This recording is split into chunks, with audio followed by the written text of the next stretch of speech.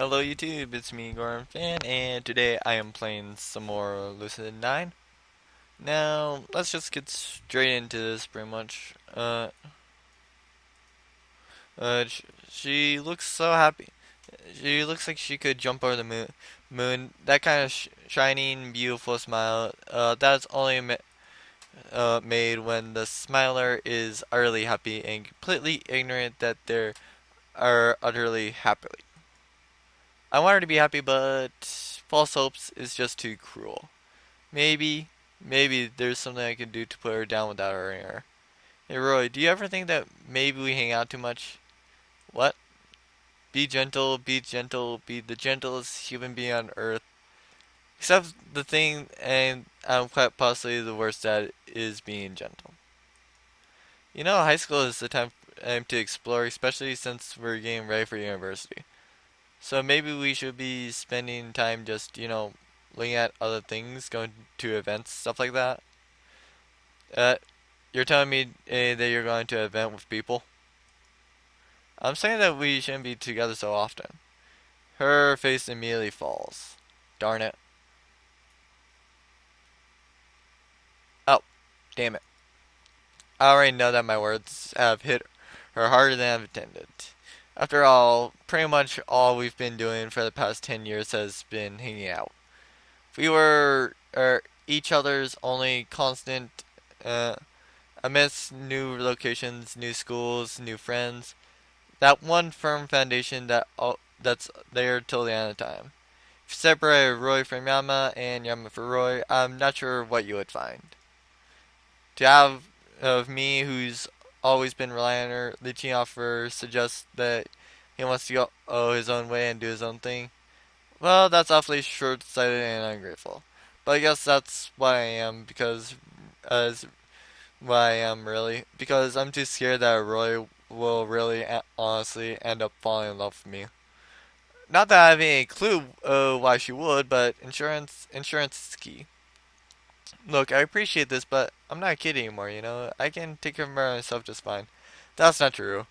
Like, I know the place needs to get clean, but I don't need anyone else to tell me. I I attempt to soften the blow as much as I can. I like hanging out with you, but when it comes to this point, I think I'm so sorry, Yama. I didn't mean to offend you. You what? I wasn't trying to replace her. Huh? Who's her? I freeze. A sudden pain fills my lungs like I'm breathing in fire. My vision spins for a moment, and now I've had it. Dan's gone, my knees suddenly go weak, and I stagger forward, quickly catching myself on the couch. Roy rushes forward, but I quickly throw out a hand. You see this?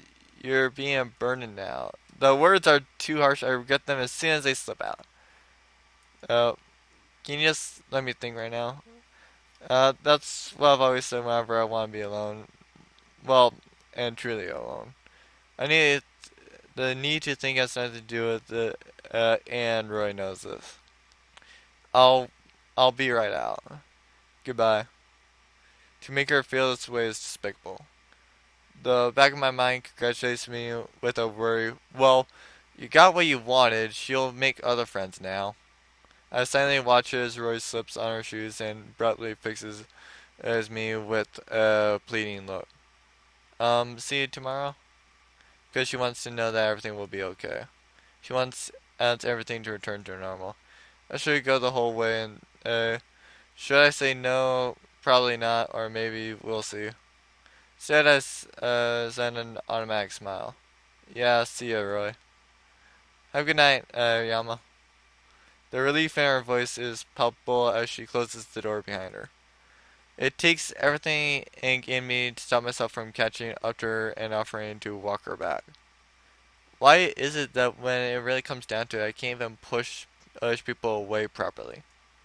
Given my prickly personality, I would have thought that I could do at least that. Guess not, though. I guess it's another one that's another thing to add to the list of things Yama can't do. I kind of wonder if there's anything that's not on that list.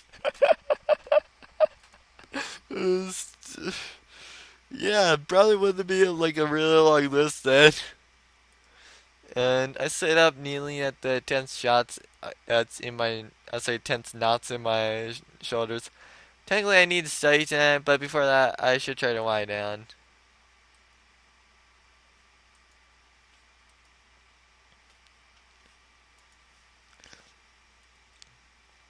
Okay, so gotta read a book or watch something. Um, I'll read a book. All things considered, I'd rather not destroy my brain if I watch a Clover Vulture. It might be a better idea just to read a book. Wow. I rifled through my shelves searching for a good book. The Many Adventures of Konishi. I remember this was my favorite book when I was a kid. I haven't read it in a while though. Flip the book open, absorbing the lifelike paint on the page. It narrates the story of a girl who wants to be a ninja. She starts off pretty low on the chain, a mere errand girl. She also has this big crush on a friend who she's known since they were kids. Oh yes, the childhood friend cliche. In which those guys do not know, it's pretty much childhood friends who's in love with the person. And it could be like uh so like in this case it would be like Roy that's doing the childhood friend cliche. Sound familiar? Yeah, it's like him and Roy. Uh, the chapter continues. Skanucci ends up on in even as they're failing on even really simple errands since her friend randomly starts hanging around her more. Uh, she tries to confess, but apparently he's totally oblivious to her feelings. Yeah, exactly. Please, as anyone could tell that he knew he was just trying to. Well, it's time to study. I dig through my backpack and crack open a few books. This year will probably be really intense with the entrance exam coming up and all. Might as well do a little work. It'll be more of a pain to deal with nagging teachers than the work itself. After engrossing myself for some time, I checked the clock. It's 11, good enough. Maybe I should just apologize to Roy tomorrow. Indulge myself in our friendship, let everything go back to normal. Selfish of me again, but maybe this time I should just be selfish. What the? Um, what was that? Why is it so bright outside? What the? Why is it already 8:30? Okay, so either way, it's 8:30. Yeah, because I remember it being like 8:30 the last time. And I did the other option. So I leap to my feet, scrambling to put on my clothes and tear out the door. It's kind of a weird thing. I'm not even a good student. In fact, I'm pretty much every teacher's nightmare. Being in a rush to get to school isn't like me. Maybe it's because there's a difference between choosing to ditch and ditching by accident. The one is your conscious decision, the other is not. Highly descriptive, I know. I'm told that my essays are a joy to read. But by the time I actually enter classroom, it's already 8:42. The teacher glances at me and from his perspective, but surprisingly enough, he doesn't try to humiliate me. In fact, he doesn't even make a single comment as if I wasn't late at all. Elizabeth, on the other hand, is wearing a prominent glare as I slip into my seat. She keeps her mouth shut, but her face radiates with disapproval. Oh, once again proving how much of a little freak she is. Nio nudges my foot and gestures frantically. Hey, dude. His voice spits out in a hurried whisper. I lean over to hear what he has to say. What? Of all the days to be late, you had to choose today. What, was there a pop quiz? There was a pop quiz? I'll take that as a no. Dude, I'm talking about that cutie over there. You missed her intro earlier. He gestures vaguely to the back of the classroom. I sneak a peek when I'm sure that the teacher isn't looking. I find a girl sitting by the window, head delicately turned against the slender fingers, as she examines something in the distance. And ordinary as I might have thought her to be gorgeous, after all, she matches the ideal of a traditional beauty, to a T. Silky hair, porcelain skin, delicate lips, the whole 9 yards. But instead, I only find myself thinking, what the hell? Probably followed by who, what, when, where, why, how. Very intelligible, I know, but how else am I supposed to react to my old friend who I haven't seen in ages and just randomly walks back into my life? If Okay, are we gonna have like the cliche childhood promise here? Or not only that, but as a transfer student to my school, on the very last year I happened to be there. Her eyes snapped to mine, but before I can see her reaction, I quickly whipped back to the front of the classroom.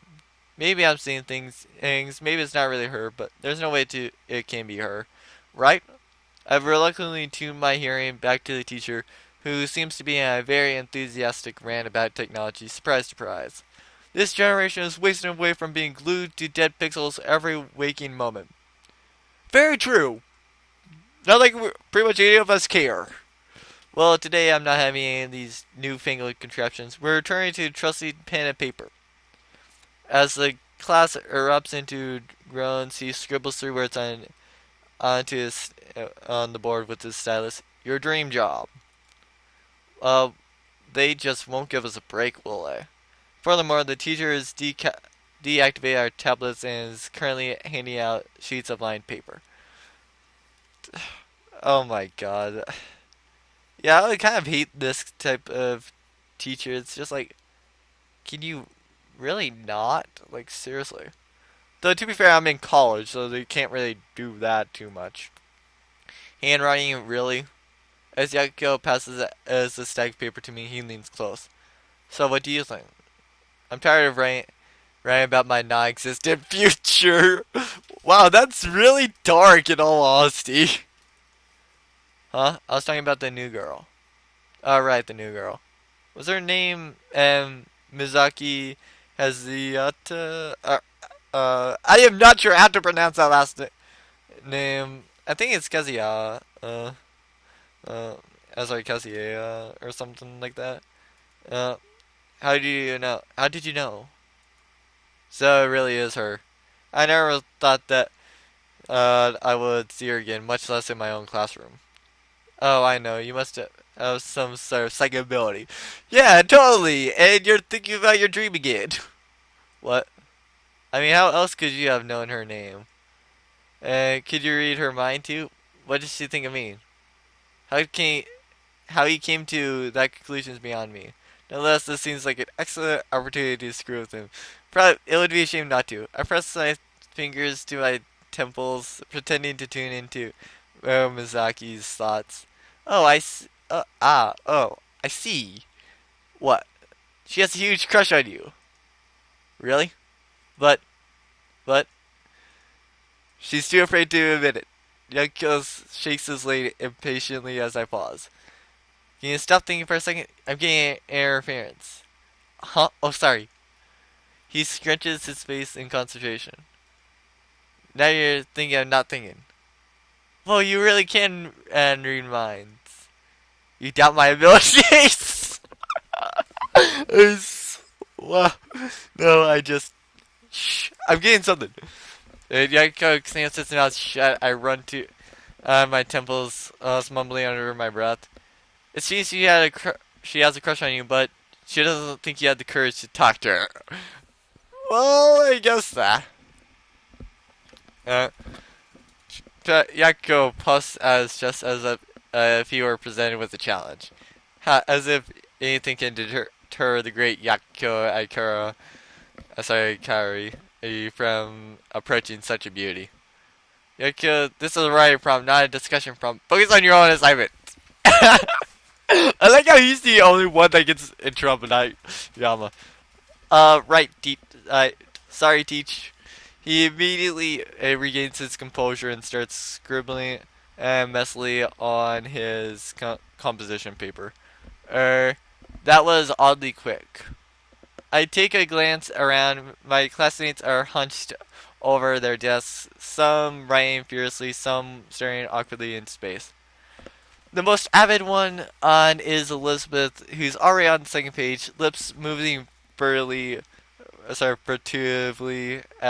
her arm blurs down her paper. I'm not surprised. She retains this native belief that she can actually control her future. I can't wait for life to prove her wrong. Mizaki, on the other hand, has completely thrown away any pretense of studiousness, choosing to text under the desk with one hand while simultaneously pretending to write with the other. That's pretty impressive, actually. I take a pinch from the arm to check my state of consciousness. Not dreaming, apparently, it's Mizaki Hizuya in the flesh. 5 minutes, write the assignment. What did the teacher say? Dream job, write one page. I stare at the prompt on the screen as if it will provide an answer. Man, I don't want to deal with this. I definitely set my pencil to paper and scribble my response. One page. H. Yeah, true. It just said write one page, so oh, you could theoretically. Uh, that this is actually one of those guys that's just like write one page uh, uh, of commentary. Like you really cannot say is like with this guy you really cannot say anything because he will take it everything in like in the most smart aleck type way. As morning class as morning classes slug on, I feel predominant gaze burning into the back of my head. I refuse to turn around, trying to piece together my thoughts. Should I approach her or not? When the bell rings, Seiko immediately tugs on my sleeve, his face shining. Dude, I'm gonna talk to her. Who? The new girl, of course. She must be the shy princess type, waiting for a prince charming to sweep her off free. Who better than me to make her dream come true? I think you mean nightmare. Yeah, true. Well, good luck with that. You're not coming? Why would I? Surely Yakio Ikara wouldn't be suggesting they need help from me. To learn, of course. I worry for you, my man. You might end up a spinster your whole life. You haven't snagged a single date in all the time I've known you. Well, neither have you, but I won't mention that. Nor, nor the fact, or the fact that spinsters are exclusively female. So, are you coming? I am, I guess. At the very least, this will be a chance for me to see what kind of person she's become. Yanko swaggers over to the side of Mizaki's desk, expertly raising a single eyebrow as he flips his hair out of his face. Why, hello there. I brace myself for a slap or a headlock in response, but Mizaki only tilts her head quietly to the side, regarding him with a single arched eyebrow. Can I help you? Uh, this appears to fluster Yariko for a moment. Thankfully, she's not the school's best Casanova for nothing, which honestly, it really tells you something about the quality of our Casanovas. Sorry, thankfully, uh, uh, yeah, I have no idea what that is. Actually, yes. Do you have a map? Because as before you can even finish a sentence, Mizaki's fingers whip around her phone with ease of long practice. In 30 seconds flat, she's pulled up a campus map onto her phone and shoved it in front of his face. Here, where in particular are you looking for? Well, that failed. I was, wait. Oh, are you also a transfer student? uh, she is such a smart aleck. What? That certainly would make much more sense. And I was just thinking it's a little strange that a student would be asking me for directions since I just transferred here. But I should have realized you must feel the instant connection of a fellow transfer student. When did you come here? Wait. This is a big misunderstanding. You caused it. I'm trying to hit on you. Oh, I see. Well, 7 out of 10. Okay, apparently I did not. It took me a while to realize that it stopped. Uh, so that's where I ended. Well, where it last stopped. Huh? I read your approach. You didn't even introduce yourself. You're right. Oh, how careless of me. I am the one and only Yakio Aikara. Surely you've heard of me. I highly doubt that. You wouldn't by any chance happen to be the Yakio Aikari from Glover Motor? Huh? The president's aide, that Yakio Aikari? Yakio's chest practically doubles in size. Wait, what? Indeed I am. Are you by any chance a fan? The biggest. I really enjoyed the political satire, and the music is just amazing. This has to be some big joke. Did you know that our patter tag is one of the top trending? And Imasu Times has listed us as a viral phenomenon. Viral for what reason? Well, that must be a different story. Congrats, I was sure that it would become a big hit. But of course, even the stars themselves are no match for Ikari. Or the moon. Oh yeah, guess what my next dream is? Is it to build a vacation home on the moon? Yes. Uh, a vacation home? I wonder what would happen if you jumped on a trampoline while on the moon. You would probably fly up high and go into like the sun or something. Either way, you would probably die. How high could you go? I don't know, but I'm definitely gonna test it, and probably die testing it. Yaika and Mizaki's are our new besties apparently, which is nothing short of absolutely terrifying. Meanwhile, I'm being completely ignored. Maybe she doesn't recognize me. Hey, Mickey.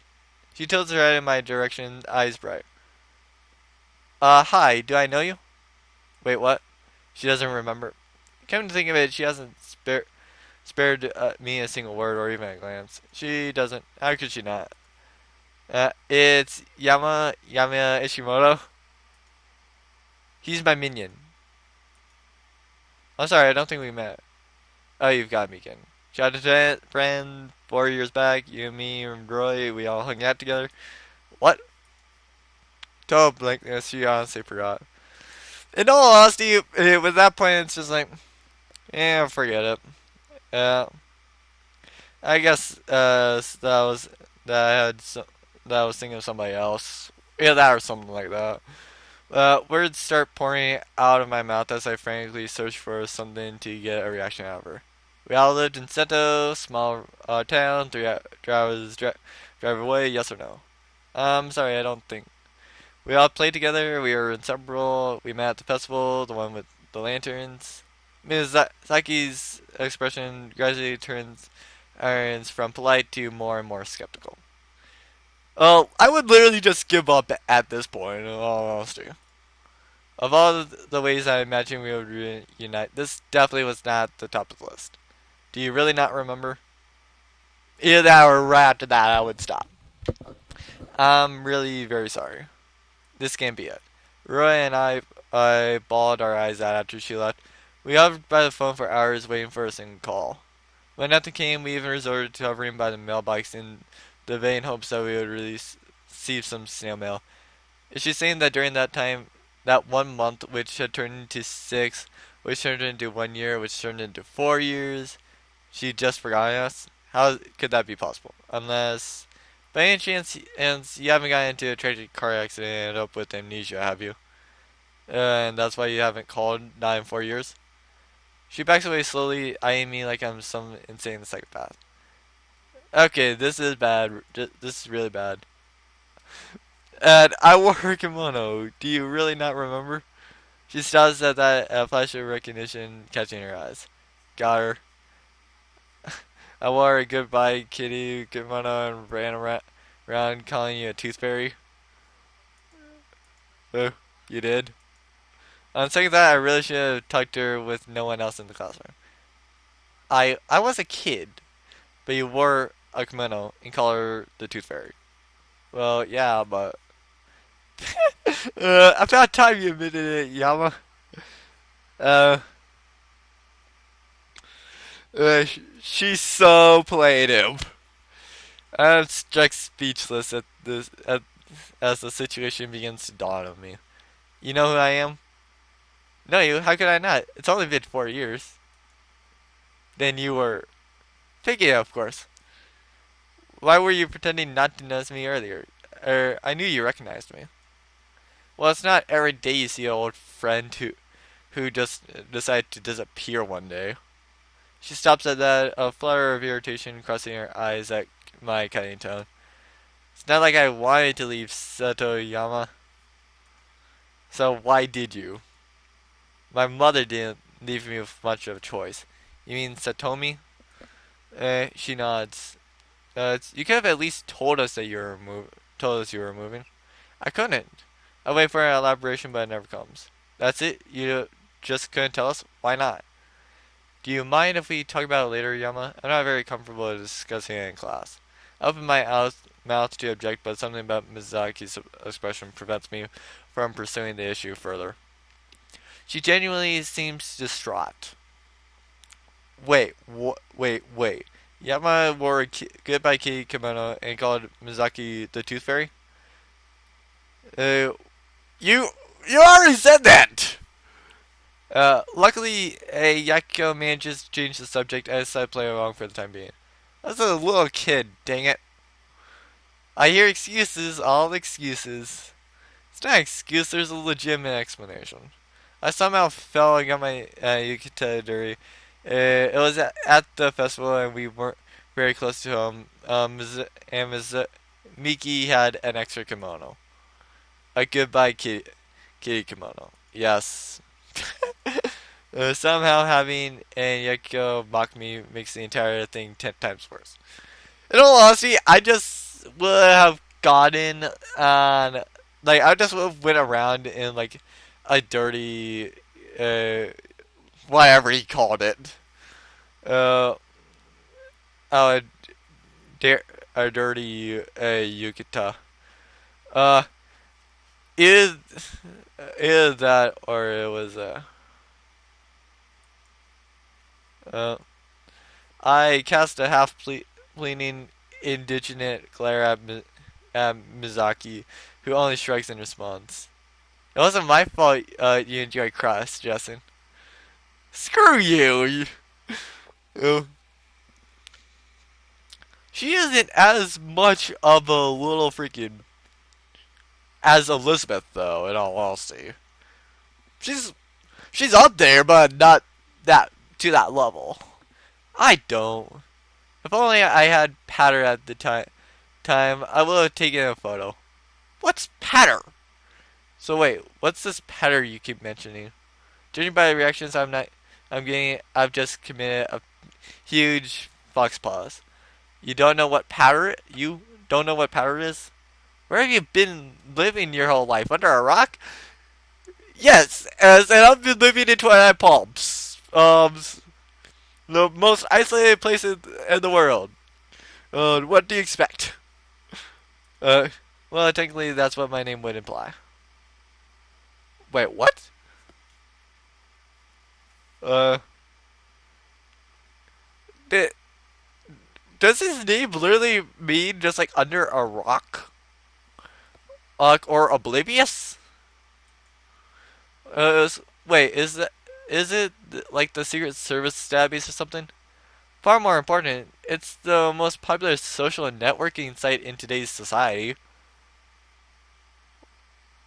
Okay, so it's something I don't care about.